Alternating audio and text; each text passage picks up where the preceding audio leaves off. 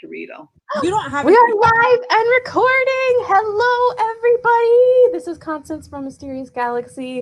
We have a very awesome event. I don't even really need to give these authors an introduction because you know who they are. But we have Robin Lefevers, and we might be here to celebrate her really, really, really awesome new book. And then we also have Stephanie Garber here as well. I am going to go ahead and let them take it away. You're in phenomenal hands. We have fun things coming up. We even have potential quizzes and whatnot headed your way. Make sure if you have questions, there's a beautiful Ask a Question button down below. Hit that, and if you have questions, type them out. And also, I am so excited, but we get to offer you guys signed books. That's right.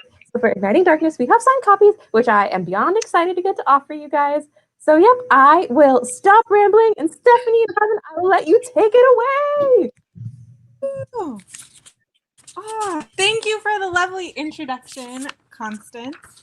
So sweet. I am so excited to be here celebrating Robin's latest book. I am just a fangirl for a moment because I'm a huge fan of Robin. I still remember the first time I read one of her books. I found it in a bookstore in Sonoma, and it was Grave Mercy, which is the first book in the His Fair Assassin trilogy, and I just sat there and read for like a good 25 minutes because I couldn't put it down. I love her books. I love Robin. Robin is also the author of, is it 12 middle grade books? 13 middle grade books, yeah. Okay, 13 middle grade books. She's a New York Times bestseller, and she has one of my favorite Instagram accounts. I love Robin's Instagram. I'm gonna sound so nerdy, but whatever. I think we all know I'm a nerd. I have actually like printed out some of her like writing sheets that she's put up on her Instagram. She has so many good tips for writers. So she's really generous author, and I'm so excited to chat with her today. Wow, Stephanie, that's like the best introduction I've ever had, I think. Certainly the most enthusiastic.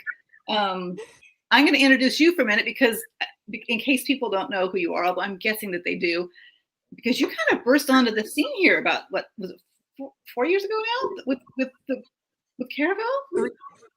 Almost. It's 3.5 years. I mean, you burst onto the scene, and that book just took the YA world by storm. And it's been followed up by 3 amazing books, Legend and Finale. And boy, talk about imaginations. I have been so impressed by yours.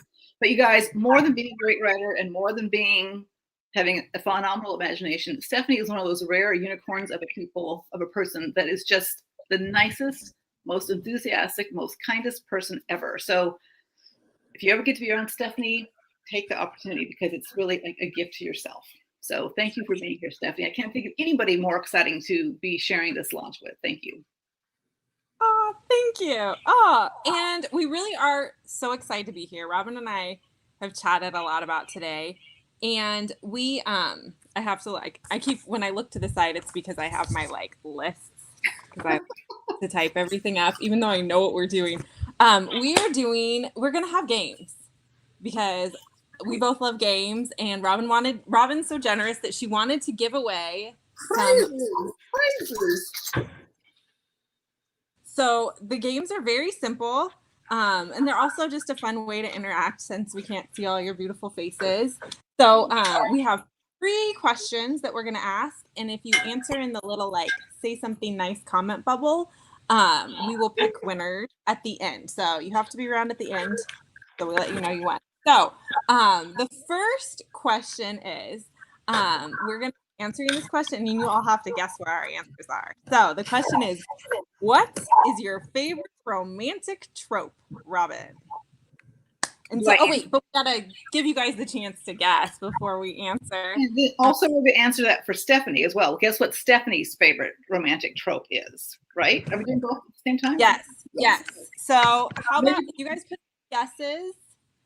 Robin, you want to tell us? Give us a short synopsis of Igniting Darkness, which I know your favorite thing to do. It's short synopsis. Short synopsis is so painful, especially because you never know how many people have read the other book. But so, in Igniting Darkness, in case you don't know, it's set in medieval France, where two assassin nuns are deep undercover in the French court. The current French king is married to the former Duchess of Brittany, who is who these assassins are loyal to, and things are not going well at all. And things are going so poorly that Sabella has also become a target of the political factions against the queen, the new queen. And so, wow, how do I synopsize this?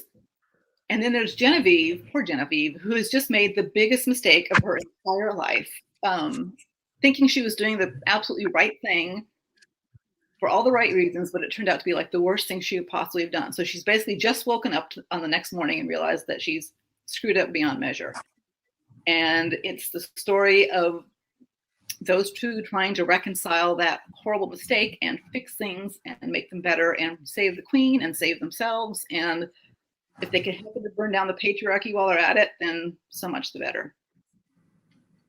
I don't know how accurate that is, but that's how I'm describing it today. Accurate is the point. Synopsis. Like, I always love hearing this from the author because so different than how I see the book. Well, not always, but it's always interesting to see, like, oh, like, you know, what they choose to highlight. I'm seeing lots of guesses. Yeah, and some people got my answer too. I am surprised. Somebody's been following you all along or has read all your books and knows. I feel like I'm like, was someone eavesdropping earlier? Okay, Robin, what's yours? Because a lot of people have got it.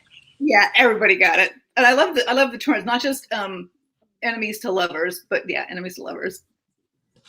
Or serious dislike to lovers. That is one of my favorites. But when I was thinking, when I was talking to Robin earlier, I was like, my actual favorite is the dual identity, secret identity. Yes. And I didn't think anyone would guess it. And so I'm really excited that some of you guys like got both of ours. Yeah. That's pretty funny. That's pretty funny. Okay, so all right. So our theme, oh my gosh, I forgot to say, we have a theme for tonight, which is love and death in YA, which this might be one of my favorite themes that we've ever had, especially since it's so fitting for Robin's books because she has assassin nuns, which are the best ever. And so I'm curious, Robin, why do you think, like a broader question, that there's so much love and death in YA? You know, I've been really struck by that. It seems over the last 10 years in particular, that's really basically just right around the time that Grave Mercy came out, that seems like that was becoming more and more of a thing, that more and more books were centering around, well, love's kind of been a constant because first love is such a big part of our teen experience. But the death seemed more and more to be playing a part, and I was pretty fascinated by that. And part of it, the writer in me thinks, well, you know, high stakes, you want to play for high stakes, but there's other ways to get high stakes. I think the reason it works so well for a theme for YA books is if you think of it as a teen, you're kind of in the middle of a small death, you're leaving childhood behind, and you're getting ready to become an adult. So you're kind of in this one part of your life, the comfortable and familiar part is dying, and then your new self is being born. So I think on some level, we're aware there's a finality to the transition we're in. Does that make sense? It totally does. I've never thought of it like that before, but I feel like, you know, when you think of being younger, at least for me, like I didn't realize, you know, when you leave high school, like, and I moved away to college and didn't come back for a long time. And so there were people who it's like, you never realize you're never going to see again. Right. And you don't know. And it almost is like, there's, you know, right. They're not dead. You never see them. You never hear from them. It is the end. It's the end. And I think on some level we know that, especially all those senior events. It's like we're so aware that like we might not ever see these people again, and they've been such a big part of our lives for so long. So yeah, I think it's very relevant to what we're feeling. And I think it's fun to write. It is. Not always. Sometimes I'm like, why did I do that? That was a real bad choice because now my characters are going to be sad. But there's something fun about writing it.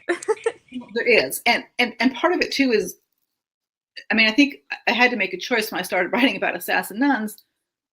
And doing it for YA, it would have been really easy to shy away from the killing part and only like have them talk about killing or have them kill off screen. But I didn't want to do that. It's like, if you're gonna have an assassin, they need to be actually killing. And one of the reasons for having them be assassin nuns was so it could include the full gamut of killing, the full gamut of the experiences of death.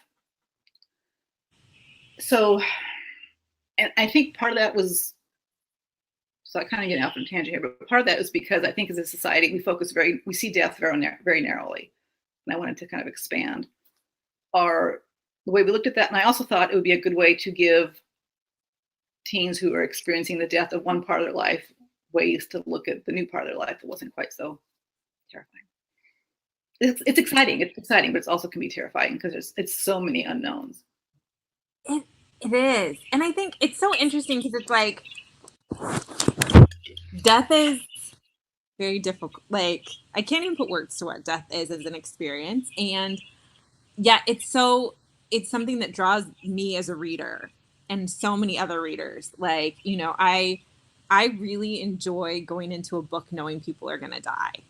Like, I don't know why. I think it just makes me feel like more afraid. I like that feeling. I don't know, but there's so many feelings. Why do you think readers are so drawn to death in books? Well, I think it's exactly that, because they know they're going into a book that's going to have high stakes. And they know if the author is even moderately competent, they're going to feel some emotions around those deaths. And they're hoping to be surprised, I think. But I mean, there's certain emotions we expect to feel around literary deaths, like relief or triumph, like, yeah, I got that sucker, or sadness. But we really, I think because we're all like terrified and fascinated by death on some deep cellular level, I think we're all hoping to learn something about that experience. Or I am anyway, but I'm also a big nerd, so who knows?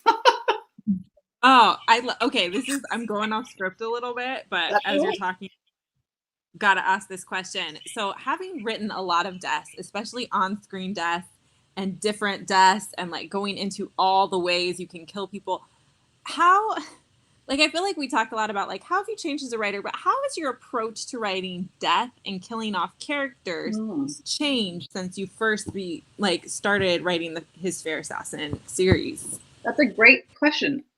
I wouldn't say, and I actually would say that it hasn't changed very much. What changes is which character I'm writing about. That changes how I approach death hugely. But the way I approach writing death overall hasn't changed, except from character to character. So the way Ismay approached death was wildly different than the way Sibella approached death, and those were both wildly different than the way Genevieve or Aneth approaches death. So my perspective and the way I approach it weaves throughout their personalities. But overall, the way I want to handle it has remained pretty constant. What about killing off characters? Have you changed your mind and who you decide to kill off as you've done it and learned, like, you know, do you ever go back and we're like, oh, I should have kept them alive longer, or oh, I should have killed them, or oh, I No, you know, one of the things that was really hard is because so much of the books are anchored in actual history. There were some people I really wanted to kill off, but I couldn't because they were alive. So I couldn't. Oops, sorry, the chair just gave up. So I couldn't kill them, and there was a couple that I really wanted to. What was the start of the question again? I got off thinking about the person I really wish I could have killed. I'm sure many of you who read the books read it. No, that's the question. Deciding like how you decide who to kill, and like, I mean, because you're playing God. Yeah, exactly. And the thing is, there had to be deaths that weren't just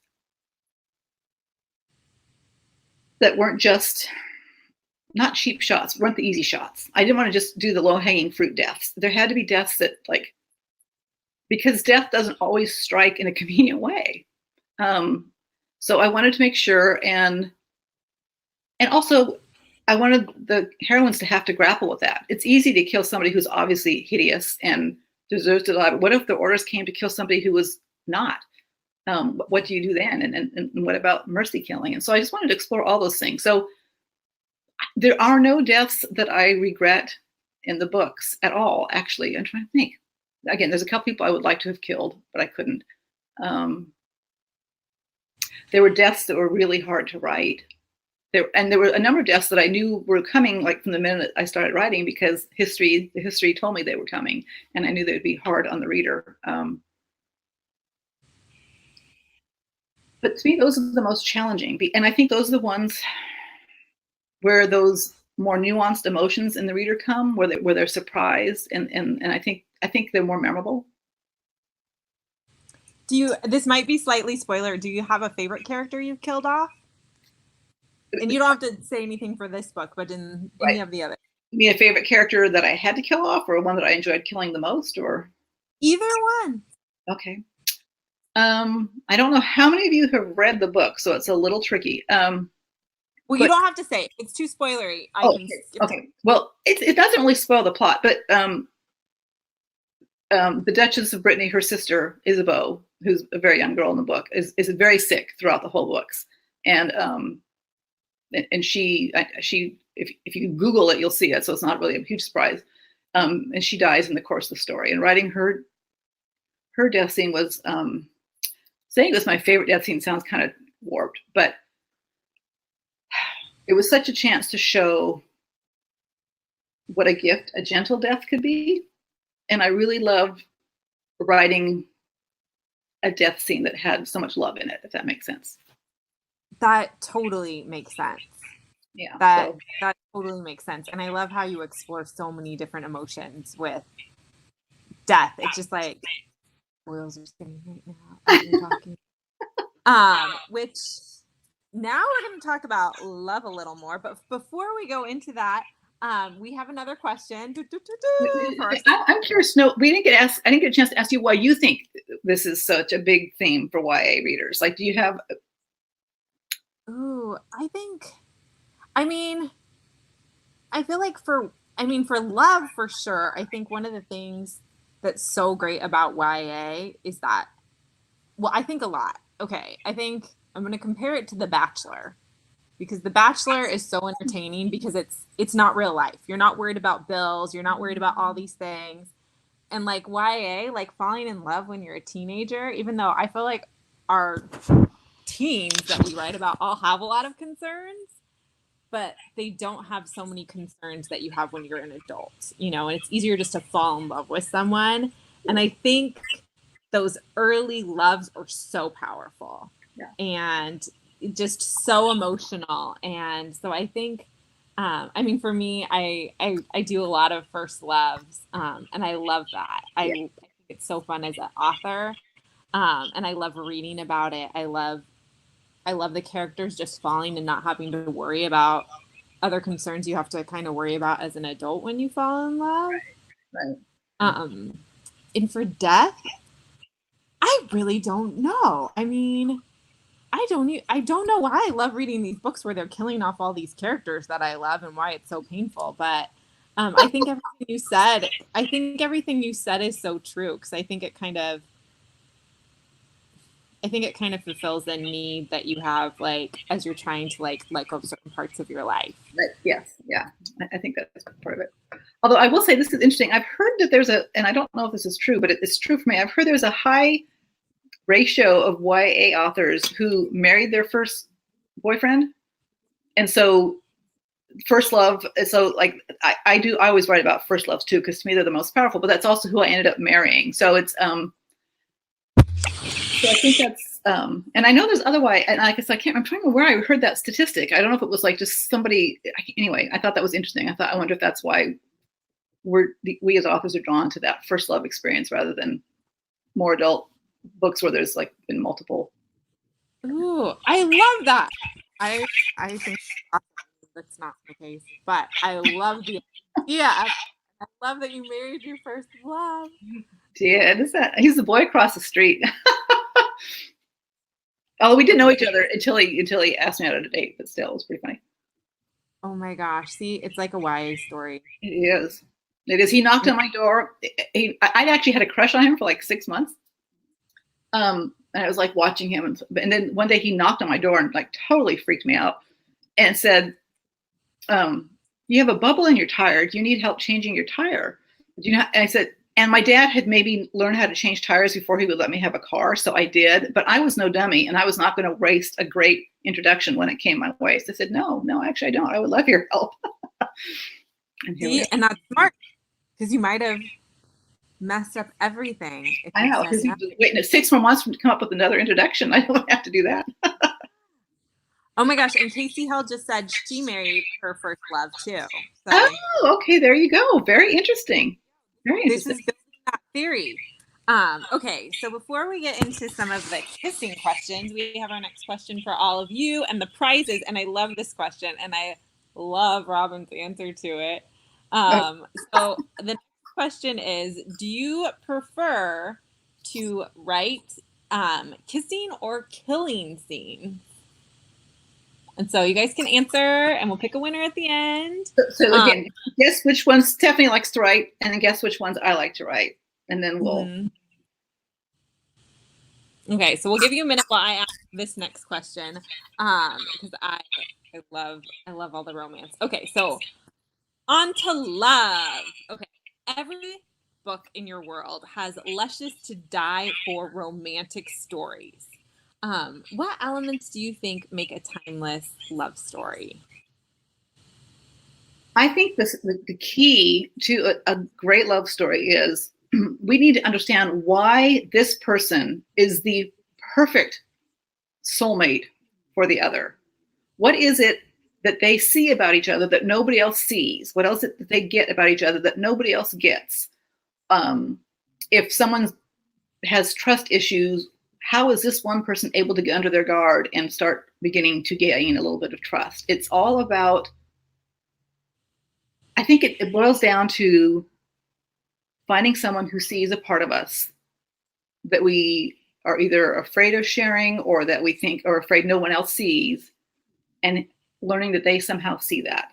And I think that sets them apart. And I think that is the foundation for being truly seen, which I think is the key to any really solid relationship. I think it's beautiful, and I totally agree.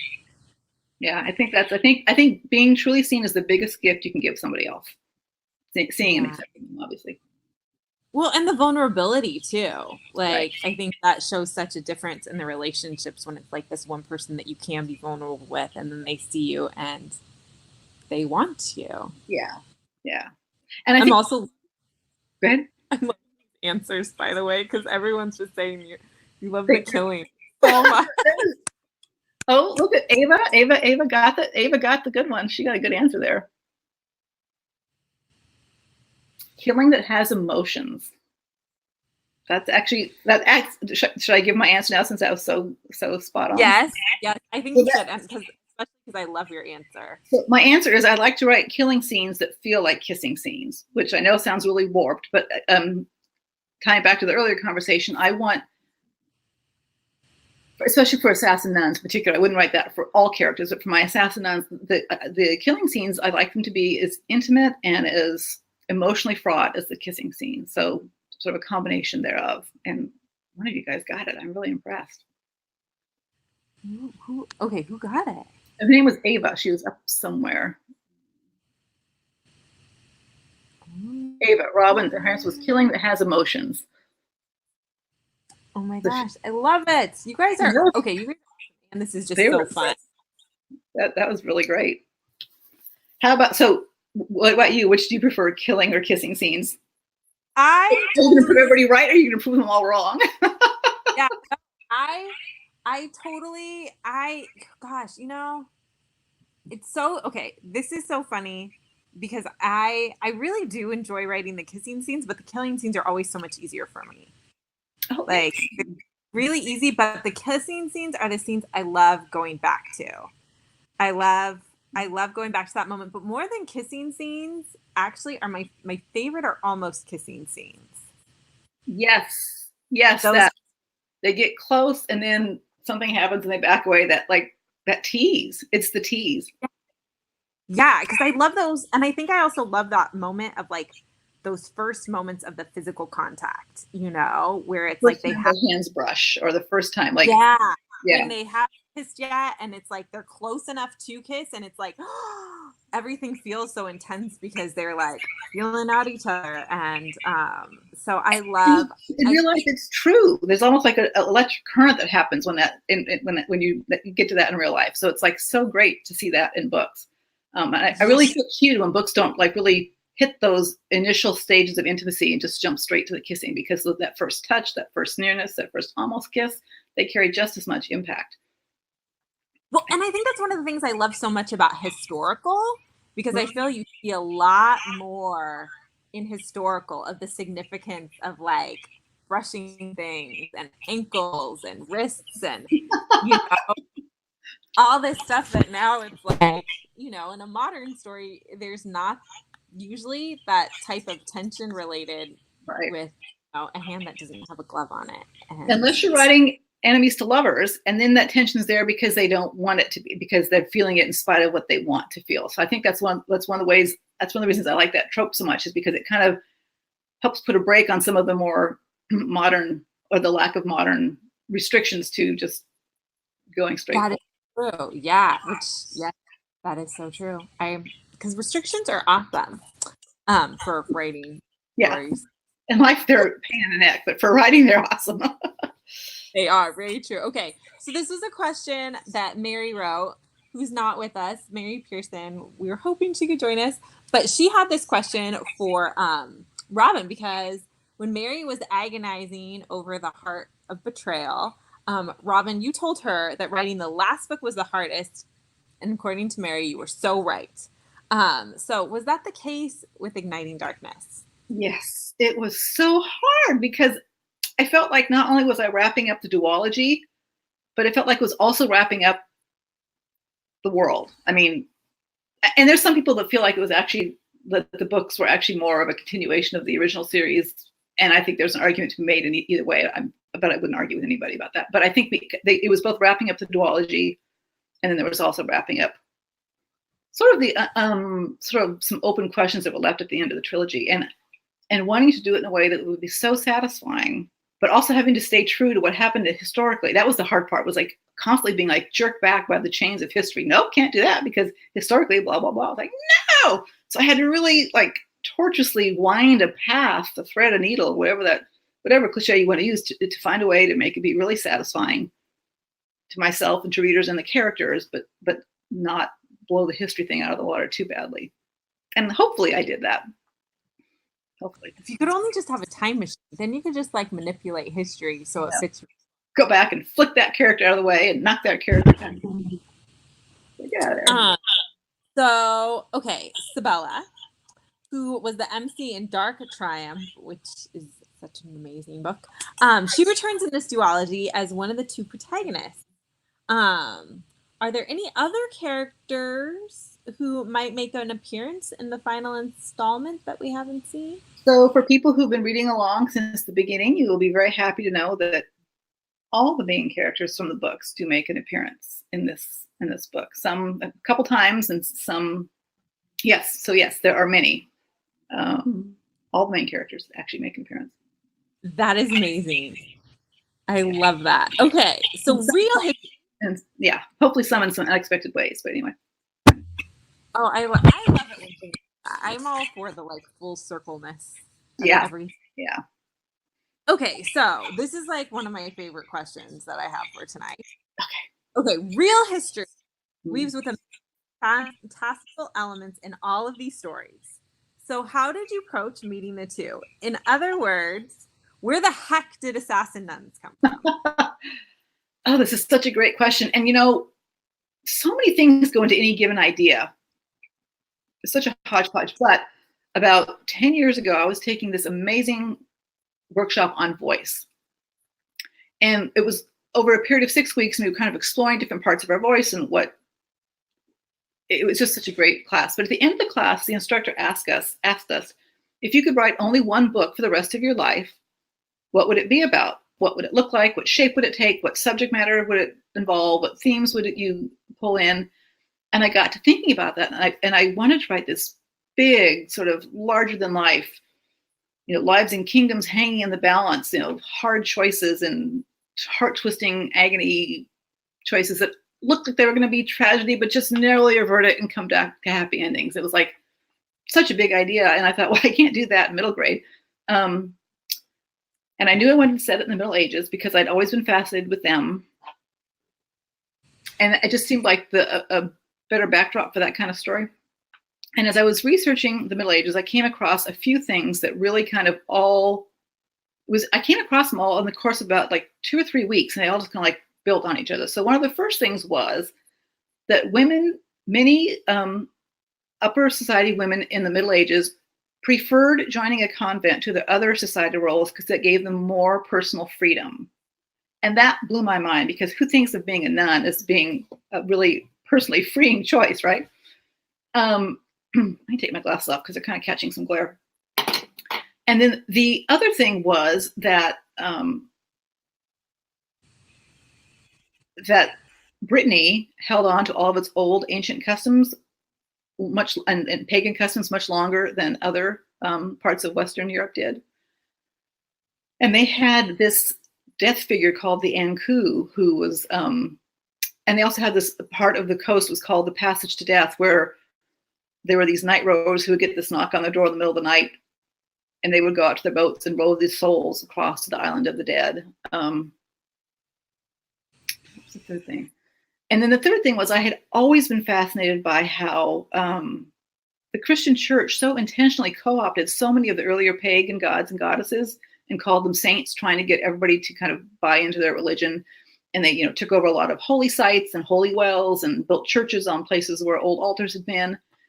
And so that all kind of came together in my mind to have these nuns who served. Oh, and there was a final thing was there's an island off the western coast of Brittany that was rumored to be where the last of the 9 Celtic druidesses lived.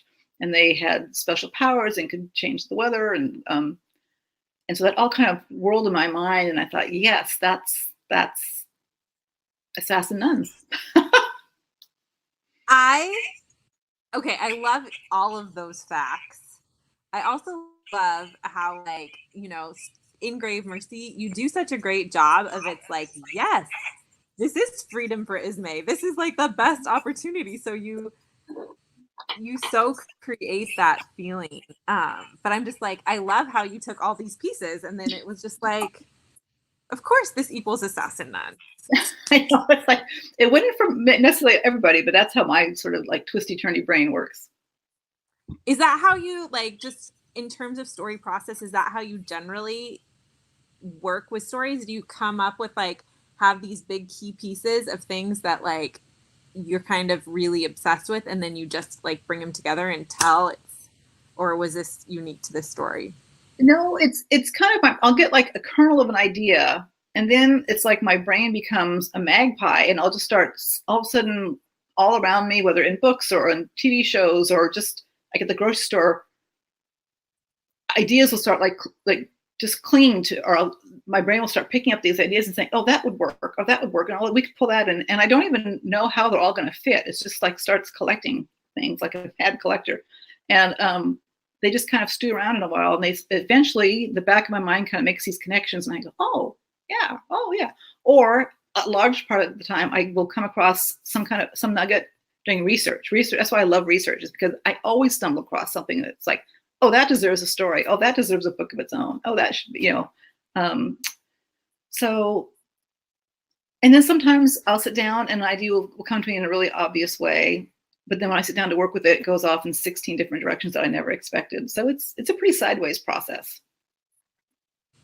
I like hearing that, because that's how I feel like mine is. And I know with one story, I'm like in the sideways part where I have all the ideas and I know there's a line next to them and I'm just waiting for it to appear. Yeah. So I can relate. I relate to that. Okay. So it's like our creative brain leaves us a little trail of breadcrumbs that will lead us to this big idea, but it takes us a while to collect all the breadcrumbs and get there. Yes. And I think it's so hard. So when people ask, like, how do you get your ideas? And I always feel like, well, you collect them and then one day you just have a story. Yeah. And oversimplification, but I feel like it's just trusting the process, like trusting, like, follow these ideas and play with them and let them sit, and then it comes together magically, which I don't know. Well, magically with mixed with a lot of blood and sweat and tears and pulling our hair out and 8,000 drafts. And don't forget that part. Well, I feel like mine always come after I've been like, no, this isn't working. And then I set it aside and I don't think about it. And then I start something new. And then it's like, ha, ha, ha, you're not thinking about it. So that's so true. It's like, and that's why one of the things I hate most about deadlines is there isn't time to set the book aside for a couple of weeks and just let it stew on its own, because that's always when the breakthroughs come. Our subconsciouses can be so helpful if we just give it a little bit of time. Yes, I completely agree. Like, I love the advice, let your book just sit. And and I think it's hard because there's not always the luxury of doing that, but I think it makes the biggest difference. Stephen King, in his book on writing, actually talks about the boys in the basement. He said, let the boys in the basement do the heavy lifting. And he refers to the subconscious. Let it do its thing. Give it time to do its thing with long walks or putting the manuscript aside for a little while. And I found that to be very, very true for me. I think it is. I agree. Okay, so now back to my favorite subject of love and death. So I feel as if there are certain things in books that should hit hard when they're present. And I think kissing and killing are two of those things. And they're also two of those things that you are a master of. So I'm asking this question a lot for me because I want to know how you approach these and if you have any tips for writing high impact kisses and deaths. So there has to be a lot at stake for the people involved. And so I mean, like, not just killing the bad guys, but the characters have to kill somebody that they care about, or they have to kill somebody that they think is a bad guy, and as they are having their final conversation, they realize, oh wow, this person is actually a lot like me. That happened to Ismay with one of the characters she was supposed to kill, and as she was doing it, she realized, ooh, there's a lot that's the same in us. And so I think is to bring in unexpected emotions that aren't the obvious ones, and for the killing scenes. And I think so it has to. Or if it doesn't matter to the character, I think it's okay occasionally to have the character not really care whether they kill that person, but the character has to matter to the reader. So that's the most important thing. The character that's dying has to matter a lot to the reader. So there's a character that Ismay kills at the end of book 1 that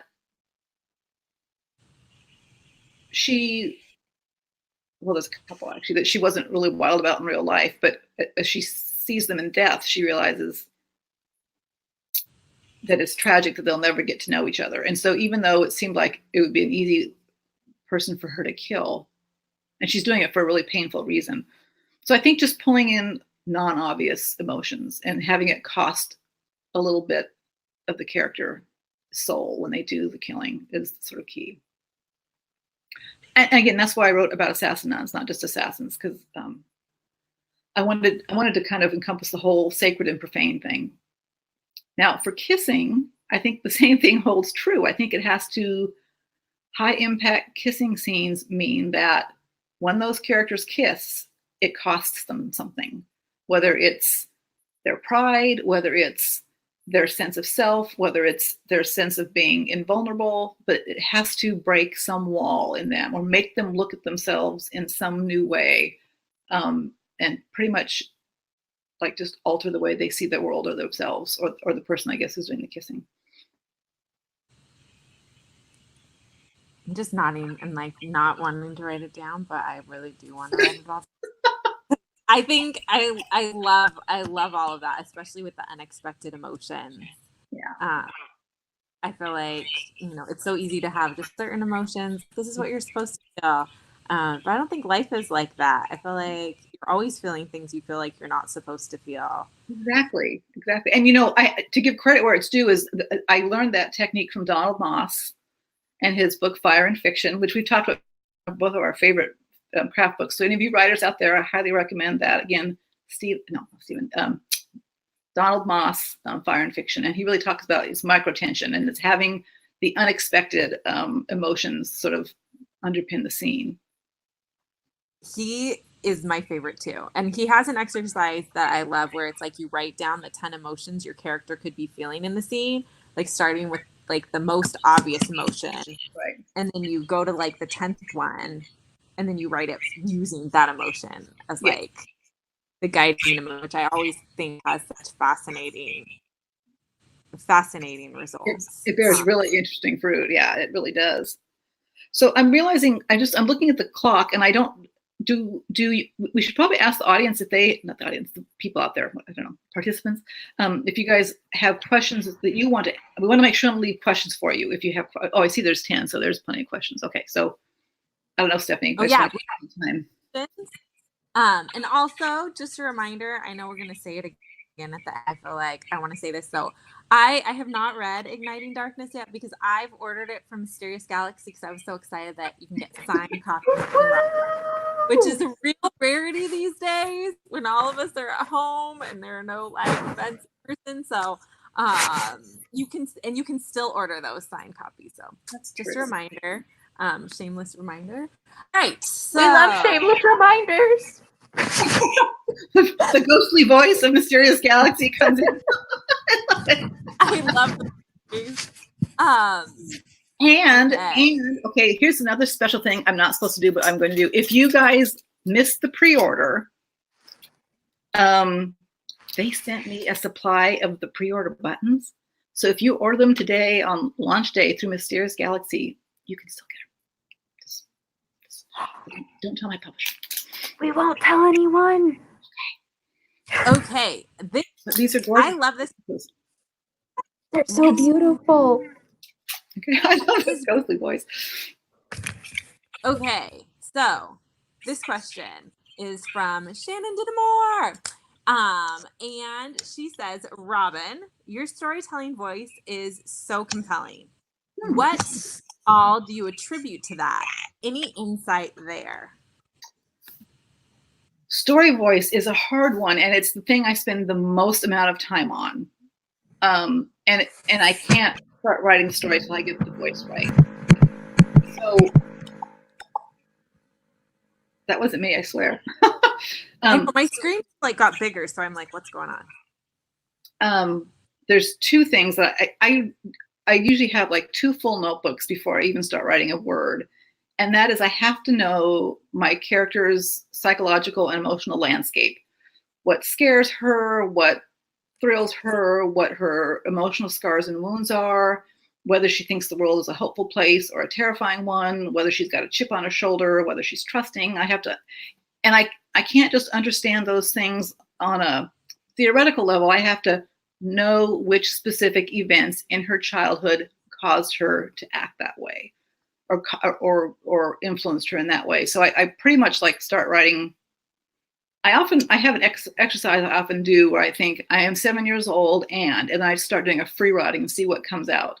And oftentimes there's a lot of just my subconscious will just cough up all sorts of interesting stuff that I can kind of begin weaving into a backstory. So I really need to know that psychological profile and again, not just in general terms, but with specific real details.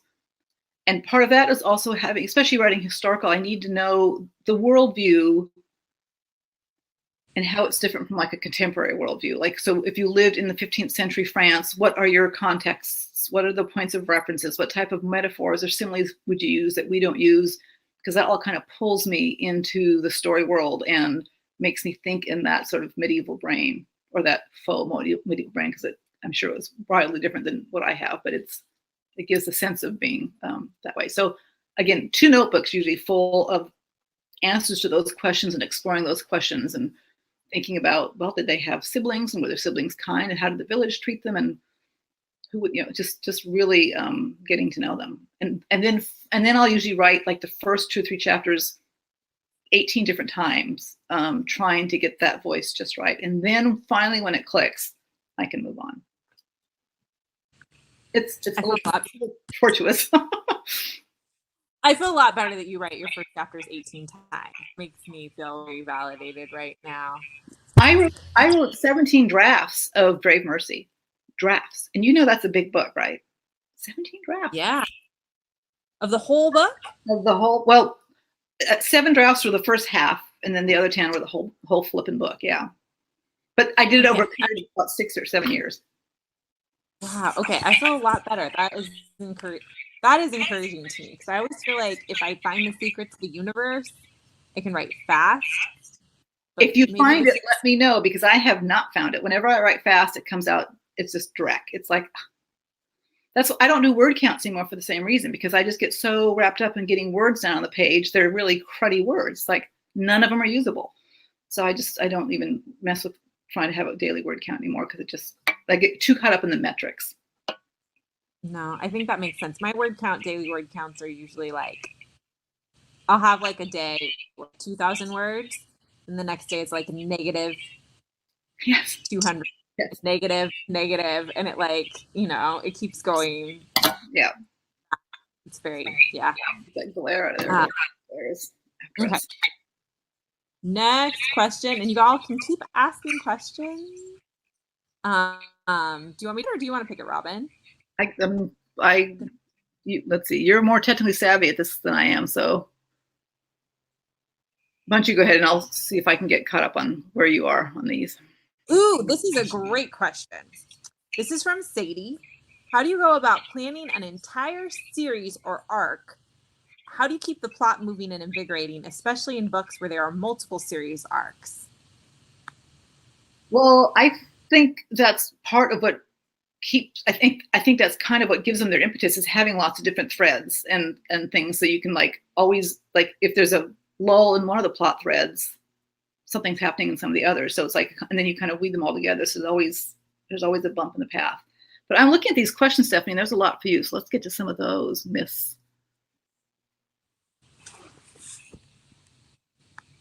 Okay, Stephanie, here's a question for you. Is it stressful to have so many people want you to write more on the Caravel universe? Oh, wow. I didn't actually see that one. No, it is. It's exciting. It's exciting. I feel like I'm not supposed to say more, but I might be writing in the Caravel universe though. And there, I will officially be able to share more this fall for sure. We have a date where we're gonna talk about what I've been working on for the last year and however long.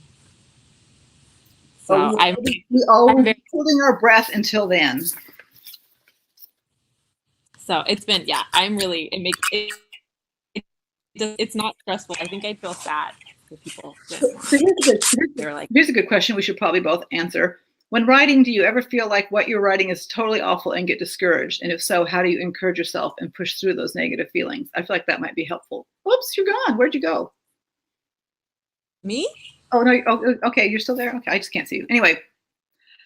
So yes, I often feel like my writing is dreck, and I think, how did I ever get published? And the first drafts are mortifyingly terrible.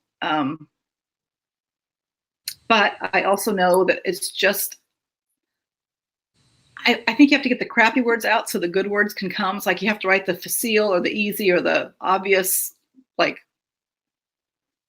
version of something, so you can then go in and write the nuance of it. And the way I keep myself from getting discouraged is knowing so many years, and my first book published in 2003, so 17 years of doing this, and knowing that, okay, the first draft is always terrible, and you always write more drafts, and it gets better with each draft. But I do a lot of drafts. I mean, not always 17, but it's rare for me to do less than 7 drafts. So it's just a lot of, and just knowing that's my process, because it's pretty, I get so envious of people who can write book even just in 3 drafts. It's like, how do you only do 3 drafts? I'm just getting to where I would show it to my editor after the 3rd draft, let alone to the world. I'm very jealous. You know what? I don't usually feel bad about my bad words, because my first drafts are terrible. Yeah, writing wise, but I'm not worrying about the writing wise. I'm trying to get the story right. Yes. That's what my focus is. It's for me, I'm trying to think past the words. So I'm just getting the words out as a means to figure out the story and playing. So my first drafts, I mean, they're really they're just funny bad. Yeah, mine too. They're it's or they'll be like radio scripts. There's no bodies. There's just conversation going back and forth, and then I use that. Yeah, and I actually did that today. I wrote a whole scene, like someone suggested yesterday to write it like a screenplay, and so I just did that. Yeah. And then I refined it for the dialogue. Now I'm putting through and adding, but it's like I'm like Robin, like where I will write, especially like the first half of the book over and over again. Like I'll write the beginning chapters over and over and then move on. But I feel like once I get the story right, then I can get the words right. But I feel like I can't get the words right until I know. I feel like you have to write the book before you can write the book. Yes, because why work on refining words if they're not going to be saying the thing you want to be saying? Yes. So that's how I kind of see it. I'm like, if the words aren't working, it's okay. It's because I don't have the story. And once I know the story and I know the characters, then the words are easy to shift because you know what you need to say. Yeah, I agree. That's kind of how I see it. Okay, more questions. Okay.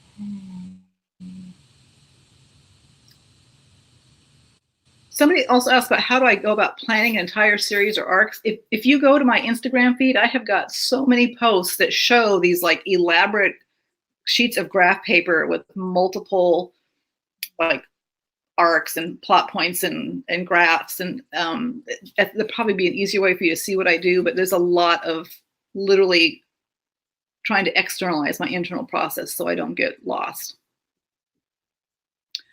Ooh, this is a great question from Lamia. And also, I agree. I have like all of Robin's Instagram posts bookmarked. Are there any books that influenced your career? Oh, wow. There are, but not in it's kind of a sideline way. So there was two different, many years, I first read Outlander when it came out, by Diana Gabaldon. And I remember being so blown away because she did things in the book that I didn't think you could do. And I felt that way when I read the first Harry Potter book. They both, as authors, they did things I didn't think you were allowed to do, or they wrote about things I didn't think you weren't allowed to write time travel, and you couldn't do wizards because they'd been done before. And they did them in their own unique way. And it made me realize, no, you can write anything you want to if you bring your own unique take and do it your own way. And so that was really freeing for me. So those two books in particular just made me think, okay, really, it doesn't matter if it's been done before if you can bring something new enough to it. I think especially now, there's so many books out there, it's easy to think, well, everything's been done, but there's always room for a new take on stuff. This is true, especially with the world changing, and for young adult, like, right. Since so much of our audience is younger, it's like they haven't seen a lot of these books. Right. And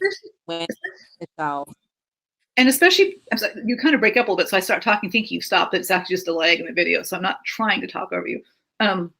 I also think, especially because there's so many diverse perspectives that haven't had a chance to tell those stories, that will bring fascinating and unique takes to them we'll all want to see. So I think that's just really important. Everybody recognize that there's, just because something's been done doesn't mean it can't be done again, and bring your own unique take to it, and we will all gobble it up, I'm sure. So true. Okay. We have 5 minutes, so we have a lightning round and then a book question for the final. That's right. Prize pack, which is a very awesome prize pack and a very awesome. So yeah. So the prize pack, I don't have should I tell them the prize pack first so they know what they're fighting over, like the Hunger Games? I have this massive swag pack of every His Fair Assassin swag ever produced in one big package. And I guess if more than one people get this answer right, we'll have to draw for it. But anyway, that's what you're competing for. That is a good prize. All right, you want to ask the question? Okay, that means I have to ask it Did I write it down? Or why don't you? So what character? I'll do it. So what character name appears in both Dark Triumph and Caravel? Ooh. Okay, so you guys answer that question. I'm gonna do some lightning round questions. And so okay, lightning round question. Favorite literary couple? Ooh, off the top of my head, I'm going to say the couple from The Winter's Curse. Yeah, I mean, I'm drawing a blank on the Kestrel and Aaron. Was that? Mm-hmm. Is that their names? I love those books so much. That trilogy is amazing. If you guys haven't read it, I highly recommend it. I bet you Mysterious Galaxy even has some in stock. If not, they could order it. What about yours? What's your favorite literary couple? Mac and Barron's Oh. from the series. I love them. Mac is like my all-time favorite. Yeah, I'm obsessed. Okay, favorite literary death? I don't. I got nothing. What about you? Maybe if you answer, I'll think real quick. Well, gosh, there's so many great ones. I would have to say, you guys can hate me and think I'm a terrible person. Augustus Waters from The Fault in Our Stars. Because it was just such a moving, heartbreaking death that left me thinking so much longer after I read the book. And I can't imagine killing him off because he's such a great character. So I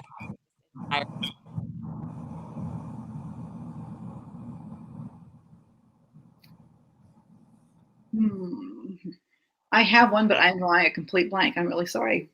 That's okay. What is your current read? My current read is a historical romance. It's actually an old favorite. I'm kind of super into comfort reads right now. It's a book by Loretta Chase called Lord of Scoundrels. If you like historical romance and you have not read that one, I highly recommend it. It is brilliance and perfection. It's so good. I've heard that recommended so many times. I'm gonna have to read it now. Yeah, it's amazing. Was that Mysterious Galaxy? They just said it was so good.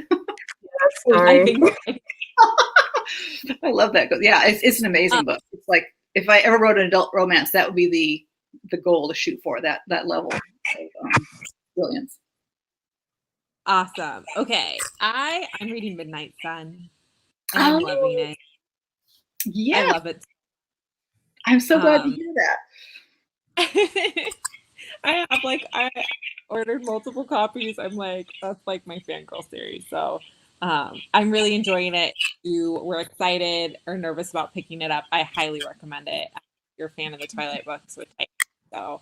And again, I'm sure the Mysterious Galaxy has some copies, and we'll give you a link here in the comments in just a minute. So I think, with your other books that you're ordering tonight, pick up a copy of Midnight Sun and do yourself a huge favor.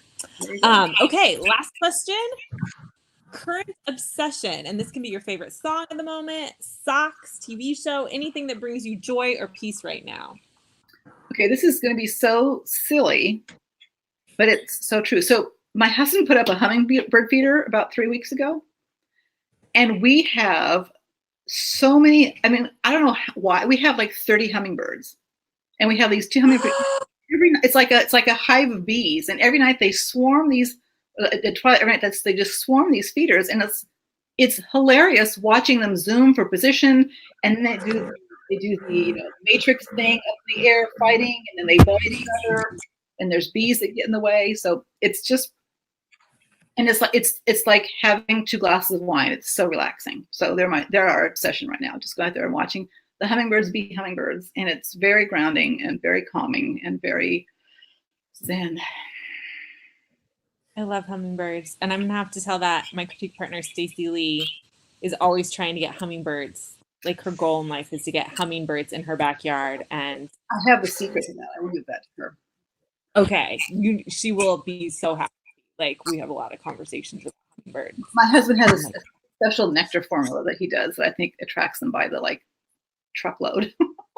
Okay, you'll have to share that with me. My current obsession is music right now, and I am obsessed with the album Dreamland by Glass Animals. It just came out on Friday. I love Glass Animals, and this music, it's very soothing. It's very makes you think of an old Hollywood film, kind of. It just makes me think of everything filtered in hues of like purple and pink and sunset orange. And so it's just I've just been listening to that on repeat, and it makes me very happy. Oh, So, very. I wrote that down because it sounds really good. I love it. I'm like super obsessed. And okay, that is the end of our question. So we just need to pick one. We have one winner left to pick. Our bonus question was not very hard. Like 80,000 people got the answer there. Okay, you want to? Okay. I'm having a hard time scrolling through those answers, but I did write down winners for the first 2 questions. If you want to pick the winner for the third. How do we pick it? We just like eeny, meeny, miny, mo? Maybe the first person who answered, that makes it easier. Okay. So then that would be Rose. But I Rose? have the other written down. Oh, okay. So I don't have to Sorry. I'll write it. Okay, you want me to know those? Yeah. Okay. So the big swag pack goes to Rose Kearney. We have them give you their contact information, Mysterious Galaxy. Constance, is that how we do? So, Okay, so I will write my email down below in the comments right now. Sorry, I'm just a voice craft if this is, but I will write my email down below. So I will expect 3 emails back from the winners. Email me let's see, you guys will need their mailing information, and last name. Yeah, last name so we can mail it, and just maybe their email address so we can like reach out and make sure they got it and that kind of thing. And for me, there's a couple different things they can choose from, so I want to know which one they want. And the other winners for the question number 1 is Evie Hoff. And Yay. then for question number 2 is Ava. Okay. But you guys, we were the big winners tonight for having all of you show up. Thank you so much for spending your Monday night with us. This was so much fun. And Stephanie, thank you for being such an amazing virtual event partner. The enthusiasm is just like a palpable thing. It's great. Ben, you're gone. Oh no! Where did everyone go? Wait! Are you guys back? Well, now you're showing my whole. I'm here. Okay, that was weird. Anyway, thank you all very much for coming. You've now seen my horrible, messy spare bedroom office that has not had a chance to have any furniture put in it because of the shutdown. But sorry, technical difficulties on closing and opening tabs. But I want to say to Robin, thank you for the amazing exit out. But I just want to reinforce this has been like such a ridiculously fun event. Oh, good. And I just want to thank you guys so much. Stephanie, you are always a pleasure. Robin, you are always a pleasure. Both of you guys have such amazing energy and are such a treat to get to listen to. So thank you guys so much. And also, major shout out to all the amazing readers and attendees for showing up and all the awesome questions. So, I'm live. Just bought my book to get that pen. So one more shameless plug. If you want to get the pen, we've got the buy sign book down there.